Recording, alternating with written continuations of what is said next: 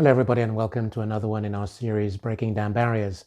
My name is Chris Igwe, and I use as the backdrop my book, Breaking Down Barriers, My Journey from a Small African Village to the World Stage. And I take a chapter, I share some thoughts and ideas, which I hope are going to inspire you, give you something to think about on your own journey, and hopefully give you some further thoughts about how to improve on that particular topic, how to address it, and what the issues might be. This chapter is entitled Stand Your Ground. Stand your ground. Now, for many of us, stand our ground is not easy. Many of us have grown up in an environment where it's that sort of speak only when you're spoken to, or when you're allowed to put your hand up that you speak or say something. Whether you're out of school or not, you still have that pressure, that mentality, which is, I don't really value what you're saying or what you're thinking, so I don't want to hear it. We see that time and time again in life in general. And what I'm encouraging you to do, in fact, I'm pushing you forward, saying, stand your ground. Now, I can't say it's easy. Many of us, as we grow up, whether boy or girl, man or woman later on, it doesn't really matter, but we just have this continued baggage that we carry, where we feel that we're being intimidated. Our voice gets slower and slower, smaller and smaller, quieter and quieter, because we don't want to stand up and say what we think. And yet we live in a world where that is exactly what we need to do. Because whether it's our elected officials, it's our presidents, our prime ministers, it's our teachers, or whatever, not everybody has the ultimate answer or solution to a problem. We have to bring it together ourselves. So I'm really encouraging you that standing your ground is incredibly important. I have quotes in my book, and this one is by Neil Donald Walsh. He's an American author, and he says, "Giving up is not the answer. Neither is giving in. Stand your ground." Giving up is not the answer. Giving in is not the answer either. Stand your ground. Because you see, we all have something to say. We all have a story. But more importantly, we have our own ideas about a solution to a problem. But why am I telling you about standing your ground? Well, first of all, because it's important. We need to do it. You need to do it. We get pushed around all the time. From our school days, from the playground, to the workplace, to whatever. Those of us like me who've traveled a lot. And there's something about the size of your luggage. Will it fit in? Won't it fit in? You get bullied into situations. Maybe they're right, maybe they're not, but just say, this is wrong, this is right, this is what I believe. But continue to push that, push that, push that. It doesn't come easily, don't get me wrong. Many of us, it takes years, decades. But let me give you a couple of very simple examples. Now, in our family, we love food, always have done. With the kids especially, whatever type of restaurant we go to, from Korean to Chinese to Thai to Italian, and then of course the odd fast food that we enjoy going to. But my wife doesn't like Chinese or Japanese food. She just doesn't. Nothing against what is cooked, but she just says if we decide we're going out for a meal or something, we might say, the kids may say, well, let's go to a Chinese or Japanese or Korean restaurant. But by now we know, but in the early days, she would say, no, there's nothing on the menu that I enjoy. That was her view of food. Now for us, it's just like, why wouldn't you? I mean, who doesn't like Chinese or Korean or Thai food? But she didn't, and she didn't want to go. We chose not to. We'd go somewhere else. She stood her ground. She was absolutely clear that she would not go there.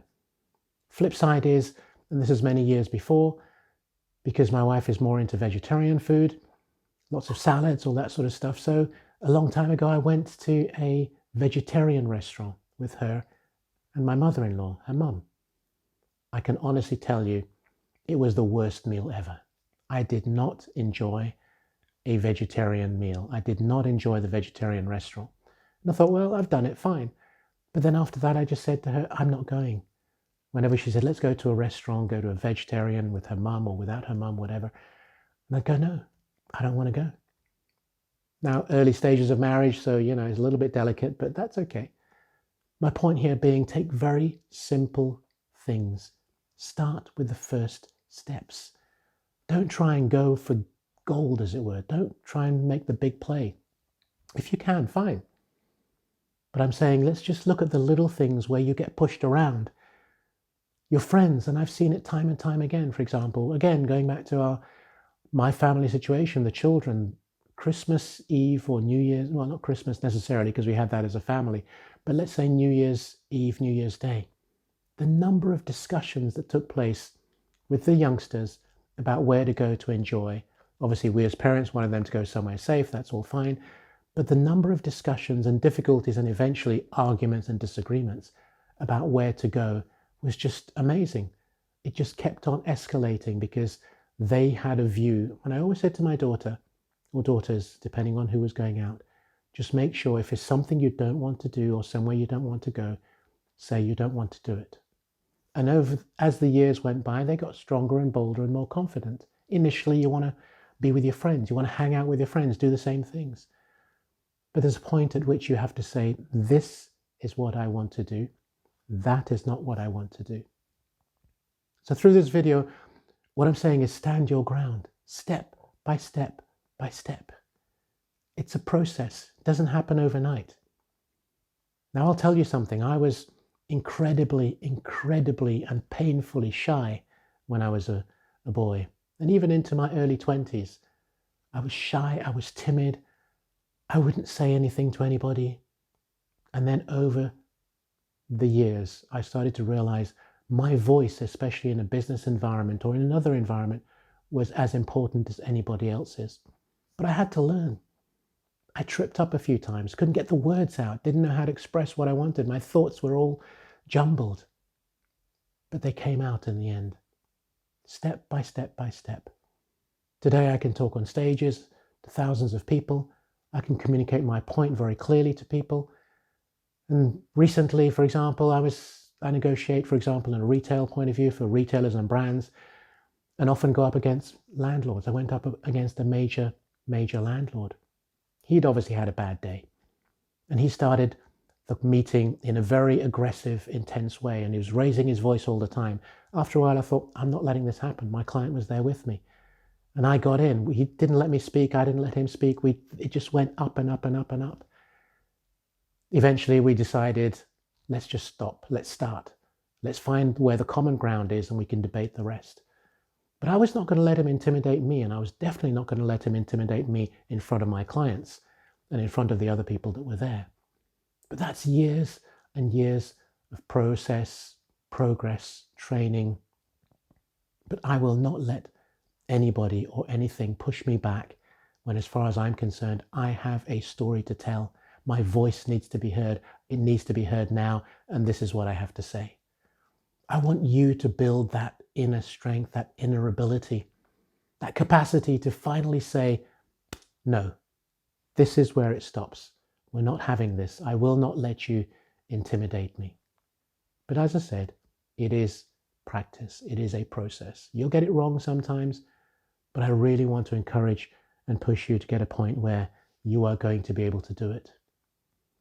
Now, in a work environment, because we have that a lot, I've seen individuals bullied by their bosses. There's a point at which you're going to have to stand up for yourself. And if that environment is not the right place for you, then you've got to think about where else you should be, because you have to be respected. It's so important that you are respected because you are the one who understands exactly what needs to be done.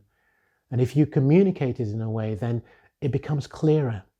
Don't get emotionally attached. Don't get pulled into or sucked into whatever it is you're doing. You find a point at which you say, I am respected and understood, and I'm going to continue to make my voice heard. So I hope this has left something with you. Please feel free to comment, like, and share. And of course, subscribe to the channel so you know when other videos are becoming available. And until the next time, stand your ground. Thank you.